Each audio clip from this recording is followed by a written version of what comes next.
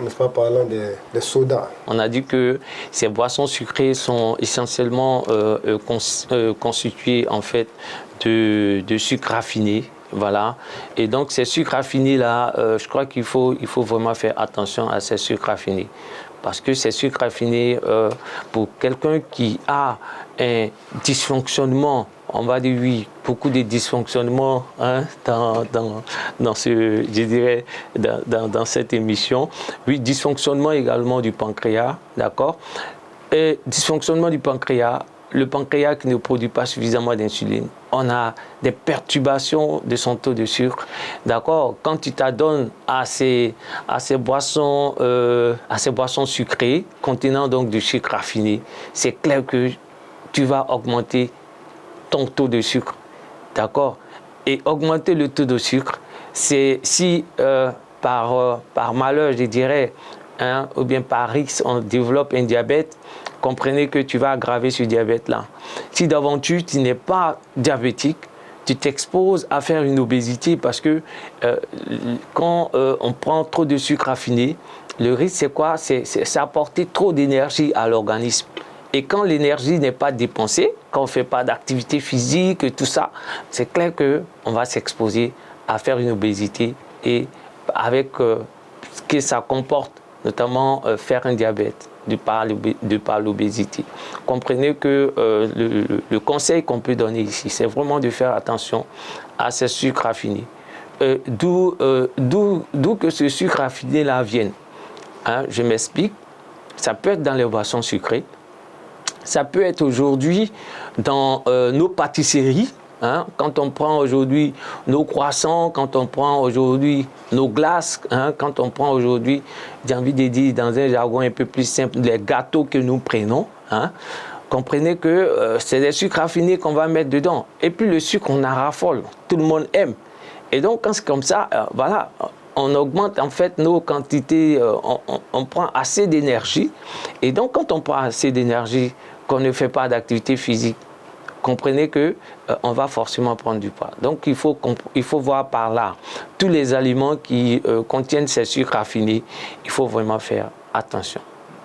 Faites attention au sucre raffiné. Docteur, en dehors des aliments, y a-t-il d'autres comportements à risque? Oui, en fait, en dehors des aliments, il y a d'autres comportements à risque, notamment le sujet qui est sédentaire. La sédentarité, c'est un comportement à risque. Et derrière, on a un de nos grands maîtres, le professeur Sanogo Braimond, qui est professeur titulaire en hématologie clinique. Et là, en son temps, j'étais encore plus jeune, j'étais certainement en 4e, 5e année de médecine.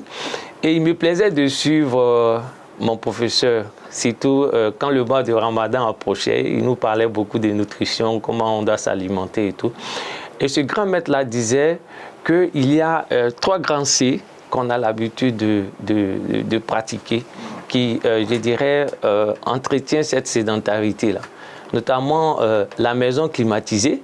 On sort dans notre maison climatisée, on rentre dans notre voiture climatisée, et puis arrivé au travail, on va s'asseoir dans un bureau climatisé. Il avait cité en son temps 3 C, donc maison climatisée, voiture climatisée, bureau climatisé. Et puis bon, moi après, j'ai ajouté un 4e C, ascenseur climatisé, c'est-à-dire qu'on arrive, on prend un ascenseur climatisé. Vous comprenez ça, c'est un peu comme un comportement à risque qui va nous exposer à être obèse. Et donc, à côté de ce comportement à risque-là, il y a ce qu'on appelle la prise du tabac. C'est-à-dire que le tabac que nous voyons, c'est un gros comportement à risque qui peut entraîner un diabète. Parce qu'il y a ce qu'on appelle les facteurs. Oui, la cigarette, d'accord. Il y a ce qu'on appelle les facteurs de risque cardiovasculaire. Est-ce qu'on se comprend? Voilà. Donc, en fait, quand on prend le tabac, il y a l'alcool aussi. Comprenez, l'alcool sur toutes ses formes. On va dire oui, docteur Traoré, tape sur, voilà. Quand on prend en excès, c'est clair que ça va nous exposer à faire une obésité. Est-ce qu'on se comprend? Voilà. Ceux qui prennent l'alcool savent de quoi je parle. Je parle vraiment sur un angle purement scientifique. Voilà. Quand on prend 1 gramme d'alcool, c'est environ 7 kilocalories en termes d'énergie que ça apporte à l'organisme. si on ne fait pas suffisamment d'activité physique et qu'on prend cela en excès, c'est clair que ça va nous exposer à faire une obésité. Et donc à développer un diabète.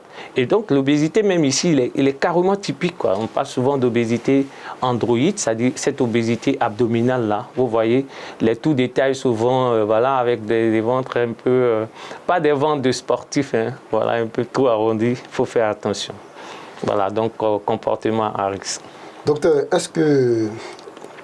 mais qu'est-ce qui explique le fait que certaines maladies fassent beaucoup de victimes à travers cette maladie, hein, je vais parler du diabète, hein, fasse beaucoup de victimes à travers le monde. Quel est le taux de personnes atteintes, n'est-ce pas, de diabète actuellement en Côte d'Ivoire? Bien, avant de venir au taux de personnes atteintes de diabète en Côte d'Ivoire, il faut déjà faire le point au niveau mondial. Hein. Au niveau mondial, selon ce qu'on appelle l'Atlas du diabète notamment, il y a un livre qui est rédigé par la Fédération internationale du diabète. Hein, en 2021, il y avait dans le monde, les adultes de 20 à 79 ans, il y avait dans le monde 537 millions de diabétiques, 537 millions de diabétiques en 2021, juste l'année dernière. Et les estimations, si rien n'est fait, ce taux-là va s'élever à 643 millions de diabétiques. Bon, ces chiffres-là, souvent, je n'aime pas trop dire pour faire trop peur aux gens, mais je crois que c'est une réalité. Et il faut comprendre que on est dans la vraie vie. Voilà, on ne dit pas tous ces chiffres-là pour faire peur, mais c'est plutôt, certainement, on aura un volet purement conduite à tenir sur le plan alimentaire et de donner les grandes lignes pour pouvoir éviter cette affection. Également, quand on prend sur le plan Afrique, c'est-à-dire qu'en Afrique, c'est, je dirais, en 2021, l'Afrique comptait 24 millions de diabétiques. Et si rien n'est fait, en 2030, l'Afrique, on va compter environ 33 millions de diabétiques. Vous comprenez que déjà, ces chiffres-là sont alarmants. Vous comprenez, c'est-à-dire que plus on a de diabétiques, il faut voir toutes les conséquences autour de cette affection. C'est-à-dire un sujet diabétique, c'est, je dirais, 3-4 personnes qui sont dans le système. Vous comprenez, un mari qui est constamment diabétique, c'est la femme qui va s'en occuper, c'est l'avenir aussi des enfants. Vous comprenez que c'est un problème qui est vrai, qui est réel. Et quand on prend le cas de la Côte d'Ivoire, notre pays, en 2017, il y a un grand travail qui a été fait ici par le Programme national de lutte contre les maladies métaboliques, notamment nos grands maîtres en matière de programme du diabète en Côte d'Ivoire, de prise en charge. Un gros travail a été fait et on a trouvé qu'en Côte d'Ivoire, il y avait 6,2% de notre population adulte qui était concernée par le diabète. Ça veut dire aussi que quand tu prends chaque 100 personnes, il y a à peu près 6 personnes, au moins 6 personnes qui sont concernées. C'est déjà beaucoup. Moi, j'aime souvent dire, quand tu vois un peu sur ce angle-là, 6, au fond, c'est 6, mais c'est 6 multiplié peut-être par 3. Ça fait environ 18. Vous comprenez que c'est un problème qui est réel. Voilà, il va falloir que...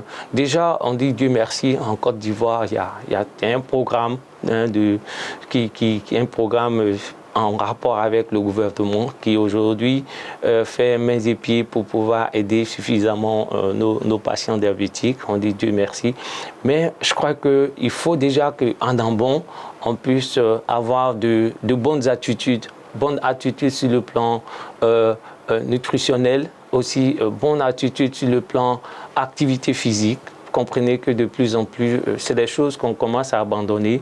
Aujourd'hui, excusez-moi, si un ton typiquement ivoirien, aujourd'hui, c'est le woro, c'est le baka, vous voyez, non. Donc, quand on est toujours dans ces choses-là, voilà, dans ces véhicules-là, comprenez qu'on ne fait pas d'activité physique. La toute petite anecdote, une fois, ça s'est passé à la Riviera.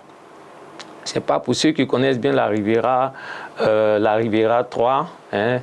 Il y a une pharmacie, j'espère que vous pouvez me permettre de citer le nom de cette pharmacie, la pharmacie Saint-Agathe. Non, c'est juste dit la distance qui a été parcourue par cette jeune fille. Elle avait environ, je lui donnerai certainement 17 ans. Entre cette pharmacie et 9 kilos, le carrefour de 9 kilos, elle a emprunté un Worowo pour partir. C'est-à-dire que ça m'a choqué. Je me suis dit, mais attends, tu as tout au plus 5 minutes, ça ne vaut même pas 5 minutes. Tu marches. Tu prends un Warren, bon, c'est les Ivoiriens, tu prends un Worowo pour faire cette distance-là. Vous comprenez? Ça veut dire que nous-mêmes, on entretient la sédentarité. Comme pour dire que c'est un problème qui est réel. Hein, au vu de tout ce qu'on a aujourd'hui comme chiffres alarmants, de situations qui entourent, le diabète, je crois qu'il faut vraiment une prise de conscience aussi bien nationale que, moi j'aime dire, nationale, communautaire, familiale. Il faut une prise de conscience à toutes ces étapes de la chaîne pour qu'on puisse on puisse prévenir l'apparition même de cette affection. Moi-même, je ne veux même pas que ça arrive. Il faut qu'on s'inscrive résolument dans la prévention. Alors, docteur, vous avez parlé, n'est-ce pas, de si rien n'est fait, qu'est-ce qu'on doit faire? Oui, en fait, qu'est-ce qu'on doit faire? Je crois que c'est déjà ce que l'État essaie de faire à travers aujourd'hui tout un tas de programmes, les campagnes de dépistage. Il faut savoir que plus on est au parfum de sa glycémie, ne serait-ce qu'une fois par an, on peut être situé de là où on se situe. Ça veut dire qu'on peut savoir si on est dans le prédiabète, rien qu'à travers une glycémie réalisée, si on est déjà dans le diabète. Et maintenant, si on est dans le diabète, qu'on n'est pas trop avancé, il y a des comportements qu'il faut avoir. Qu'est-ce qu'il faut faire? C'est-à-dire avoir un programme d'activité physique régulière.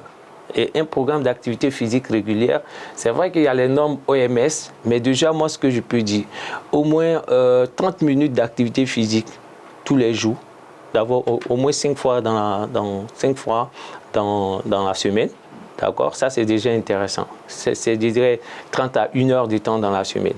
Ça veut dire que ça, c'est pour les sujets qui sont vraiment actifs. Ça veut dire que de 5 à 17 ans, hein, très actifs, il faut pouvoir avoir. Maintenant, plus on va avancer en âge, on va peut-être voir, 5 ans à 64 ans. Voilà, il faut avoir au moins 1 heure d'activité physique en moyenne. Sinon, 30 à 1 heure d'activité physique en moyenne. En dessous, pour les enfants qui ont moins de 5 ans, c'est tous les jours. Ça, c'est de façon naturelle même. Les enfants auront cette tendance à faire ça. Mais il ne faut pas aussi garder les enfants entre 4 murs, aucune activité physique. Le gros risque, c'est quoi? C'est que ces enfants-là, de par leur sédentarité, vont devenir obèses. Et donc, très tôt, à un âge un peu plus réduit, je parlais de 45 ans, mais un peu avant 45 ans, ils peuvent développer un diabète parce qu'ils ont entretenu une obésité très tôt dans l'enfance. Est-ce qu'on se comprend? Et donc déjà, ce programme d'activité physique-là, il faut pouvoir bien respecter cela. Et en plus du programme d'activité physique, il y a la façon de s'alimenter. La façon de s'alimenter. Alors, la façon de s'alimenter, docteur, alors, en tant que nutritionniste, quelle attitude alimentaire doit-on adopter pour éviter le diabète? Voilà, en fait, comment est-ce qu'on peut expliquer simplement notre façon de nous alimenter? C'est déjà de se dire que c'est vrai qu'on met en cause, très souvent, on met en cause le sucre dans la survenue du diabète. En réalité, ce n'est pas que le sucre, il y a les matières grasses, c'est-à-dire que tout ce qui est hypercalorique peut nous conduire à faire une obésité et puis à faire un diabète. Et donc, quand on prend d'abord les glucides, en fait, c'est les sucres. Les sucres que nous prenons, c'est de comprendre que les sucres sont répartis en 3 groupes. Il y a des sucres qu'on appelle les sucres d'absorption rapide. Il y a des sucres qui sont d'absorption lente. Et dans les sucres d'absorption rapide, c'est ce que je disais tout à l'heure, c'est tout ce qui contient les sucres raffinés généralement. C'est-à-dire les sodas, les pâtisseries, les confiseries, c'est-à-dire les bonbons et autres, d'accord, les bonbons, les chewing-gums et autres. Voilà, c'est de pouvoir réduire ces aliments-là dans notre alimentaire, dans notre façon de nous alimenter. Et à côté, on a les sucres d'absorption lente. Dans les sucres d'absorption lente, les aliments qui contiennent ces sucres-là sont répartis aussi en 2 groupes. On a tout ce qu'il y a comme légumes, notamment tout ce qu'il y a comme légumes verts. Je vais parler de salade, de concombre, voilà, tout ce qu'il y a comme choux et tout ça. On va prendre ces aliments de façon un peu plus importante. On va les prendre en un peu plus, d'accord? Parce que ça, dans ces aliments-là, la teneur en sucre de ces aliments est très faible, d'accord? Et aussi, à côté, entre les deux, les aliments qui ont une teneur en sucre assez faible, les aliments qui ont une teneur en sucre assez élevée, on a ce qu'on appelle nos féculents. Dans nos féculents, en tant qu'Africains, c'est notre riz, c'est notre kabato, c'est notre plakali, c'est notre foutou, voilà, c'est notre foufou. Voilà, on est vraiment en Côte d'Ivoire, parce que ce que je dis là, c'est pour nous. Voilà, il faut apprendre à les modérer. Aussi bien dans tous les 4 coins de la Côte d'Ivoire, il faut réduire nos féculents. C'est-à-dire que de les prendre de façon modérée. Pourquoi je dis de façon modérée? Vous prenez nos grandes familles, surtout nous les malinqués, là, ça est la main, on mange, et puis on mange ensemble, comprenez? Et puis on mange à fond. Voilà, ça veut dire que c'est de se dire, ah tiens, il faut maintenant réduire un peu et puis augmenter nos parts en sauce. On peut augmenter les sauces parce que les sauces, c'est les légumes qu'on prend pour faire nos sauces. On peut les augmenter de façon à faire un peu l'équilibre. Parce qu'on n'a pas forcément l'habitude alimentaire de l'occidental. Parce que eux, très souvent, ils ont leur entrée, ensuite ils ont leur plat de résistance et puis ils ont un repas pour, je dirais, j'ai envie de dire, le plat qu'ils vont prendre, le dessert qu'ils vont prendre. Nous, on n'a pas tout ça. C'est-à-dire que pour nous, là, tu manges bien le riz, là, et puis tu es bien, voilà, comme on dit dans notre jargon, tu es bien rassasié, d'accord? Il faut modérer un peu le riz, augmenter un peu les féculents et les sauces, d'accord? Voilà. Mais tous ces éléments doivent être appuyés, encore une fois, je reviens dessus, c'est très important, ils doivent être appuyés par une activité physique régulière. Comprenez? C'est-à-dire que quelqu'un qui fait une activité physique régulière va voir son taux de sucre baisser. Il y a un grand maître que j'ai lu une fois dans un ouvrage qui disait que il parlait ici de la marche digestive. Cette marche digestive, elle se manifeste comment? Après avoir mangé, prendre 10 minutes de marche régulière va faire baisser ta glycémie de pratiquement de 26% ou bien de 40, entre 20 et 40%. Et puis ça va te donner un sommeil de qualité. Vous comprenez? Ça, c'est un acte assez simple qu'on peut appliquer. Est-ce qu'on se comprend? Maintenant, quand c'est appuyé par une activité physique régulière, comprenez que le pancréas qui souvent rentre en dysfonctionnement, c'est comme l'activité physique va réveiller le pancréas de par les cellules qui produisent de l'insuline. Donc, pour dire que bien s'alimenter, c'est déjà respecter les différents types d'aliments sur le plan glucidique. Et bien s'alimenter aussi, c'est de faire attention au gras. Vous savez, en Côte d'Ivoire, excusez-moi, si je parle de la Côte d'Ivoire, c'est parce que c'est notre pays et ce qu'on voit ici, c'est de cela qu'on parle. Très souvent, à 16h, c'est notre aloco, on est tout le temps dans les trucs. Je ne dis pas que l'aloco est interdit, mais c'est de modérer les fritures. C'est notre aloco, c'est notre gaba, voilà, quand on va, Après, on prend un pot de yaourt, ou bien on prend de la sucrerie, ou bien même pour les plus graves, même là, après ça, même là, ils sont dans un maquis en train de prendre encore des choses. Donc, pour dire que ici, là, voilà des comportements, oui. D'accord, on est en jeune, il faut qu'on se parle clairement. Voilà, c'est des comportements à risque. Il faut lever le pied sur ces choses-là. Oui. Ça veut dire que on évite de prendre trop de fritures, trop de gras.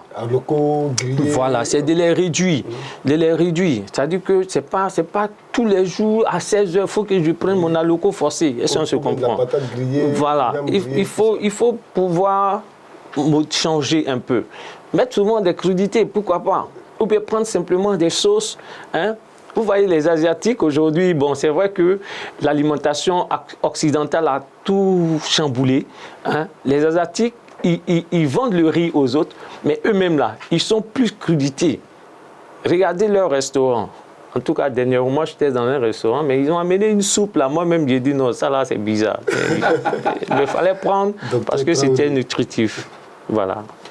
Donc, c'est un peu ça pour dire les comportements. C'est un peu de faire attention à trop de gras, de faire attention à trop de sucré. Voilà. Les protéines encore, Dieu merci, on peut les prendre. Mais les protéines à un certain âge, notamment la protéine animale, hein, qui souvent quand tu prends la peau de ton poulet par exemple, il y a de la matière grasse dedans, il faut faire un peu plus attention. À un certain âge, quand moi je dis à un certain âge, quand tu commences à avoir tes 45 ans, dis-toi que 50 ans là, c'est pas loin. Donc du coup, il faut commencer, il faut vraiment revoir un peu ta façon de manger. Voilà, on me dit, déjà, on doit faire attention. Voilà, déjà à 45 ans. Mais on a un grand maître qui dit à 30 ans.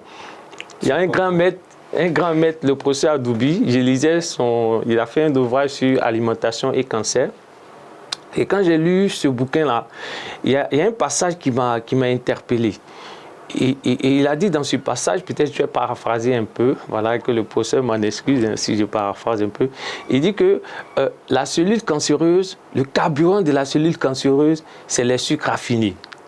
C'est-à-dire que la cellule cancéreuse se multiplier a besoin de sucres raffinés. Et donc, pour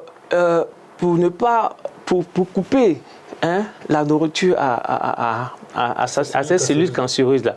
Déjà, le professeur disait, à 30 ans, il faut commencer à réduire les sucres raffinés. À 30 ans Oui, ça ne veut pas dire que c'est interdit. Oui, il faut réduire. Il faut réduire. Voilà, parce qu'en termes d'alimentation, voilà, le jargon du genre, à partir de telle heure, il ne faut plus manger, ou bien c'est interdit.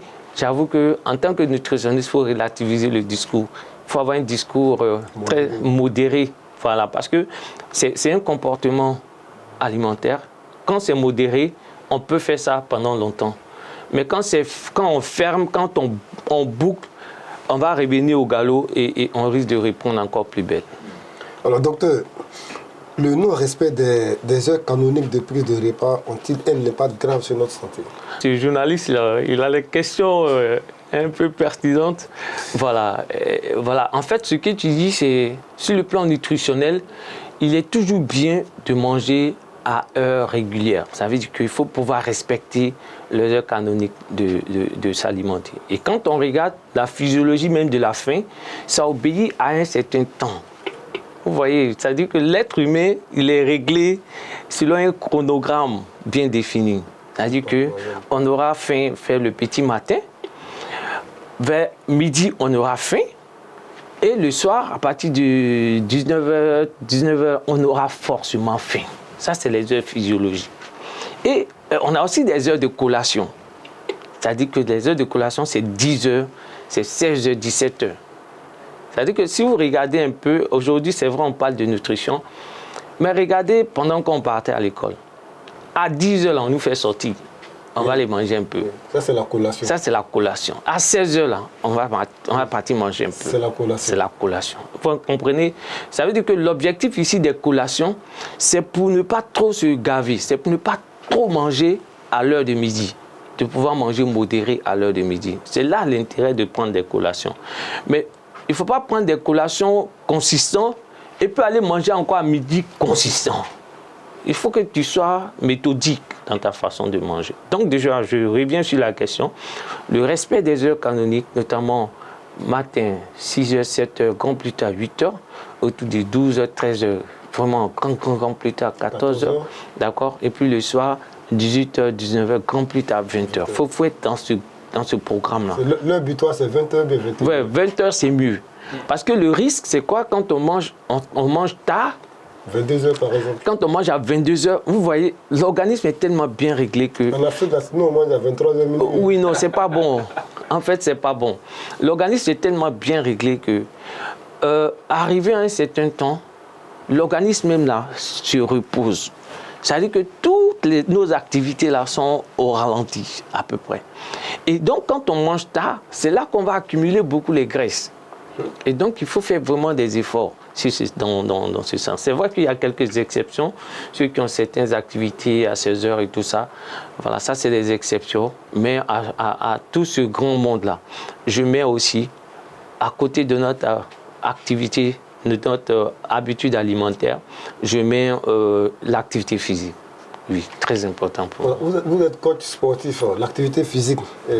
Docteur, alors quel est le temps minimum de quelqu'un, n'est-ce pas, qui veut gérer sa santé dans une activité physique, pour quelqu'un, n'est-ce pas, qui veut gérer sa santé? En fait, ça c'est une question intéressante. D'abord, il faut dire qu'on ne rentre pas comme ça dans une activité physique. Une activité physique aussi, c'est des périodes. D'abord, pour ce que j'ai appris, parce que c'est pour être coach sportif, il faut aller s'inscrire, il faut aller à l'INJS, d'accord? Et il faut avoir 120 heures de cours pour pouvoir obtenir ce diplôme-là. Et je profite pour dire grand merci à notre maître, le professeur Koulibaly Madani, qui nous a formés. Et lorsqu'on a appris cette activité, on a vu, en fait, ce qui m'a interpellé, c'était de dire, ah tiens, je parle de diabète, je parle d'hypertension souvent, je parle de ceci sur le plan santé, je parle de nutrition, voilà. Mais de façon pratique, là, qu'est-ce que je peux leur dire? Et donc, il fallait partir au front et puis voir la réalité.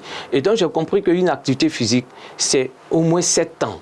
Peut-être que je ne vais pas les citer correctement, mais c'est déjà de faire la respiration, d'oxygéner cet organisme-là avant de rentrer dans l'activité physique. Ensuite, c'est de faire des étirements, d'accord? Et après les étirements, on commence à rentrer pleinement dans l'activité physique avec ce qu'on appelle le déplacement. Et après, c'est des exercices de renforcement musculaire, aussi bien au sol que debout. On va faire des exercices de renforcement musculaire et on va finir par une relaxation. Quand on prend tous ces éléments-là en moyenne, c'est environ 30 à 45 minutes. Ça se comprend. Donc, pour dire que ça obéit aussi à un temps et aussi, on voit le niveau de performance de celui qui fait l'activité physique. Et avec son niveau de performance, on peut aller encore à des heures un peu plus avancées. Mais d'emblée, on ne dit pas, bon, fais activité physique et puis paf, c'est des 2 heures de temps, tu te tapes. Non, mais tu vas te provoquer des déchirures. Et puis, il y a la manière de rentrer dans l'activité physique. Vous voyez, il fallait partir à l'école pour l'apprendre avant de parler de cela sur une antenne. Et donc, moi, je l'ai dit, mais je ne suis pas... Il y a mon maître qui est là. Je pense que vous allez l'inviter certainement une fois. Monsieur Dr Traoré, merci beaucoup, n'est-ce pas, de nous donner toutes ces informations relatives à la santé. Alors, Dr Traoré, rapidement, pour terminer l'émission, nous allons faire notre conclusion. Alors, quelqu'un qui est sain, alors, quelle doit être, n'est-ce pas, la périodicité, n'est-ce pas, pour lui de faire des bilans de santé, rapidement, en 30 secondes? Bien, en 30 secondes, moi je crois qu'un bilan de santé annuel, c'est déjà suffisant. Ça te permet de savoir si tu es en train de faire une préhypertension artérielle, un prédiabète. Ça te permet de voir un peu si tu as un problème de dyslipidémie, un problème de mauvais cholestérol qui est en train de se mettre en branle. Ça te permet de savoir si tu as un taux d'acide urique qui n'est pas normal et de pouvoir corriger tous ces dysfonctionnements-là et de pouvoir rester sain toute la vie. Alors, bilan de santé, attitude, n'est-ce pas, alimentaire, activité physique, sportive, tout ceci, n'est-ce pas, pour entretenir notre santé. La santé, c'est la vie. La vie, tant qu'il y a la vie, il y a l'espoir. Tant qu'il y a la santé, il y a la vie. Alors, fidèles auditeurs, n'est-ce pas, de la radio Akonda News, nous étions avec le Dr Traoré Mouri qui nous a édifiés et qui nous a donné des conseils, n'est-ce pas, qui puissent nous permettre de préserver notre santé. Et la santé est très, très importante dans la vie. Alors, donc, cette activité, cette émission a été présentée par votre serviteur Kone Yakuba, et la mise en œuvre a été, n'est-ce pas, assurée par mon confrère Diagne et son équipe, n'est-ce pas, qui de mettre ont connu cette émission. Merci beaucoup, n'est-ce pas, de ce temps d'antenne, et à la prochaine, mercredi prochain, pour le prochain invité de la rédaction.